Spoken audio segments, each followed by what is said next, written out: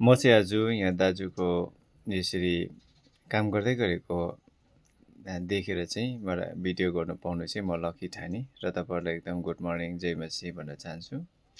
यहाँ चाहिँ तपाईँ देख्दै हुनुहुन्छ ढुङ्गामा अनि आगोमा अनि फापरको रोटी पाक्दै गरेको एउटा सानो भिडियो क्लिप्स तपाईँले देख्दै हुनुहुन्छ है। यहाँ चाहिँ मेरो गाउँको दाजु भाउजू एउटा गाउँदेखि निकै टाढोमा एउटा गोठ लिएर बस्नु भएको छ अनि त्यो पनि आफ्नै बारीमा। सो उहाँहरूको गोठमा गएर हेरेर चाहिँ एकदम चित्त बुझ्दो अनि एकदमै एउटा आनन्द लिने गर्छौँ हामी, किनभने त्यहाँ चाहिँ लोकल कुखुरा मौरी पालन भेडा अनि खसीहरू पालेको गाई दुनाहरू पालेको होइन। त्यति मात्रै नभएर यहाँ साग सब्जी खेतीहरू सबै गरिरहेको हामी भेटाउँछौँ। यो चाहिँ हाम्रो गाउँको एउटा दाजु भाउजू चाहिँ एउटा इक्जाम्पल हुनुहुन्छ। उहाँ चाहिँ एउटा हेर्नुहोस् बस्नुभएको होइन।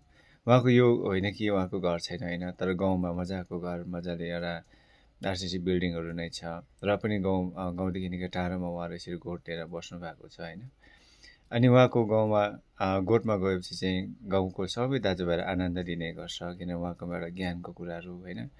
उहाँकोमा यस्तो कुराहरू हामीले पाइ खाने गर्छ, दुध मही दहीहरू होइन, अब यसरी किटीमा पाएको चियाहरू। सो मजाको एउटा आनन्द लिने गर्छौँ र यस्तो पनि छ।